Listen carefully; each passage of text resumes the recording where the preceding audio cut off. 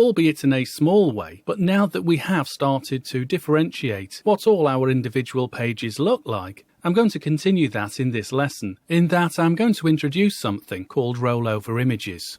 A rollover image, you could probably work out if you didn't know, is an image on our web page that once we roll our cursor over it, then something different will happen. Now this something different can be something as simple as changing the photograph from one photograph into another photograph, but also you can use your substitute photograph so that when the user clicks on it, they get taken to a different part of your site. Or in fact, you can direct the user to go to a completely different site. That's up to you. Anyway, let me show you what we do. I'm going to use this photograph over here, this one that's in our calendar column. Although because it's here already, first of all, I'm going to have to remove it and then go through the process once more of reinserting it with the other photograph that I want to use when we roll over it. So I'll select it first of all by left clicking on it, and then if I want to remove it quickly, all I need to do is right click and then run down to this option, cut, and of course it's now been removed. Our cursor remains at that position. That's okay, that's what I want. That is the exact place where I want to place our rollover images. And to start off our process, come up to your Insert button on your menu and then roll down to your image option, this one here. And then with the resulting flyout, don't choose the top option, Image, which is what we've seen before. We need that one below, Rollover Image. And once you select it, then you'll see this Insert Rollover Image dialog. It's fairly self-explanatory, but I'll walk you through it for a sense of completeness. In your top field, where it says Image Name, you can leave it what it's set at by default, and in this case it's saying Image 4. If you've not run this before, yours will probably say Image 1. Alternatively, you can change it should you want to.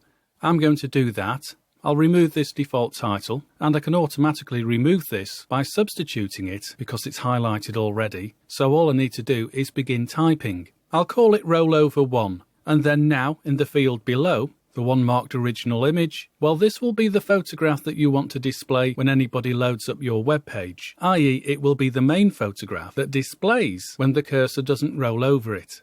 Well, I want to use the exact same photograph that we've used before, so all I need to do is come across to my Browse button here, select it, and then you'll have to navigate to the particular folder on your hard drive where the photographs are that you want to use. Now remember to look in your Work Files folder to be able to access all the photographs that we used during this course. And with those images within your Work Files folder, place them in your Images folder here. Follow this path, TT Stockton Heath, and then you'll see that subfolder, Images. Well, place the photographs in there. And then once you've done that, for our original image, choose this one, Image Turka 1.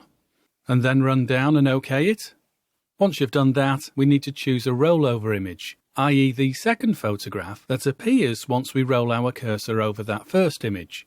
Well, it's the same process. Come over to the Browse button for this field, and then I'm going to choose this one here, the one named Village View 1224. And then I'll OK that. Now, left like this, if we OK'd it, then this would work. But you'll notice we have some more options just below. By default, there is a checkbox there that is checked that forces the user's browser to preload the rollover image. Don't concern yourself too much about that, other than it just speeds things up. And then in that field just below, alternate text. As I say, you don't need to put anything in, but I generally do, simply to indicate what the photographs are. So I'll type in Stockton Heath Views. And then finally, in our bottom field, the one textually indicated as when clicked, go to URL, well, we can choose what happens when somebody does roll over our first image, which then automatically substitutes for our second image. If the user then clicks, then we can set up a page here that the user will be taken to. So I'll do that. I'll click on its Browse button down here, and then I need to choose the particular page that I want to send the user to. Well, for this example, I'm going to open up our Shops folder and choose the shops.html file. So I'll select it, and then OK that to confirm. And then finally, now that I'm set up here with this Insert Rollover Image dialog, I'll OK this as well. Right then, I want to do a quick save, so I'll come up to File and then run down to Save. So we're all done. Let's preview what this looks like in real life. I'm going to open up my browser, and here is our site now. We are looking at our home page, and just to ensure that, I'll click on our home button here. Now what we're about to see is me moving my cursor over that rollover image in our calendar column in a moment or two. And then once I click on the image that pops up for our second image, i.e. our rollover image, then we'll be taken to the Shops page. So I'll do that then. I'll come over to my calendar column. And as you can see, as soon as I roll my cursor over the photograph, that image automatically changes. And it does instantly change because we left that checkbox checked within the dialog a moment or two ago when we said that we want our images to preload.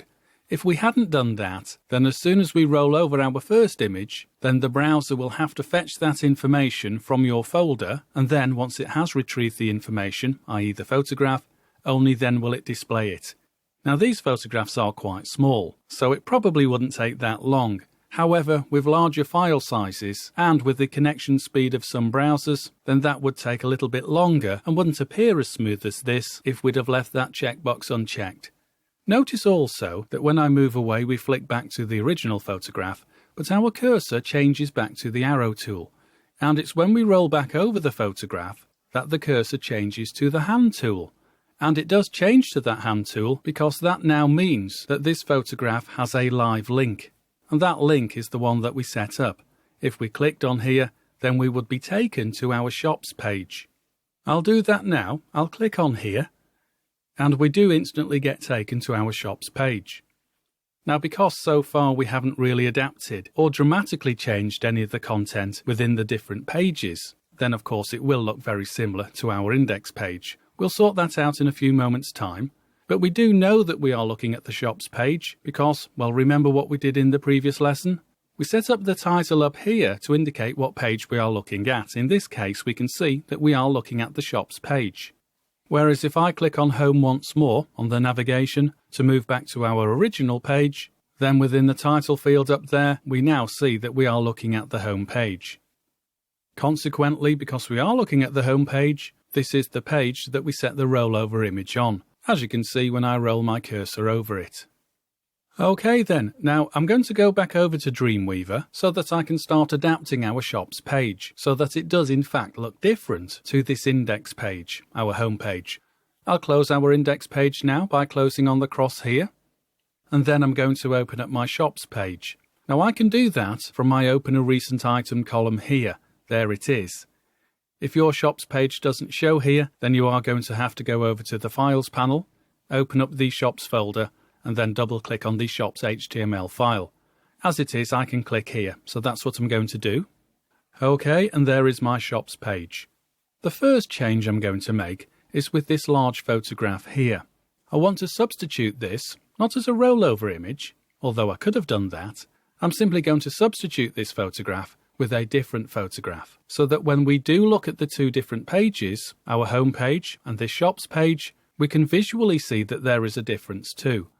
So by having this photograph selected first of all, the quickest way to substitute it with a different photograph is by coming down to the Properties Inspector and here in the Source field, click on this Browse for File button, and then, ensuring I'm in the Images folder, I can change this photograph to a different photograph. I'm going to change it to this one, Village 1220, so I'll select it and hit OK.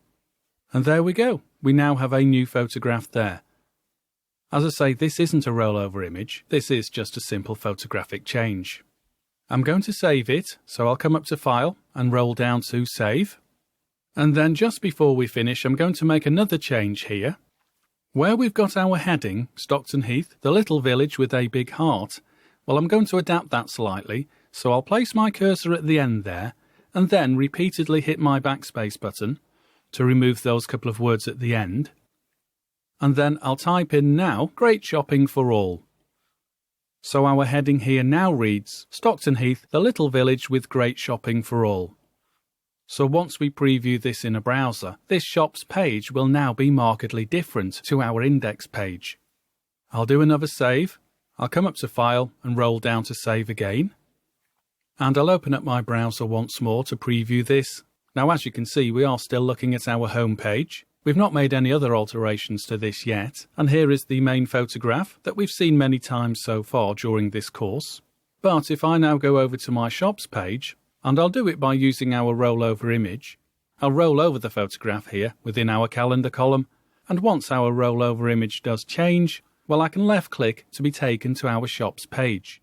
And there you go, we now do see this markedly different, just updated shops page with our two changes. Our heading has changed, and the photograph there has changed too. Right then, we'll finish up here then, now that we've looked at implementing rollover images, and we've started to adapt our other pages, albeit it's only this one page, this shops page. But now that we have done this, let's progress further.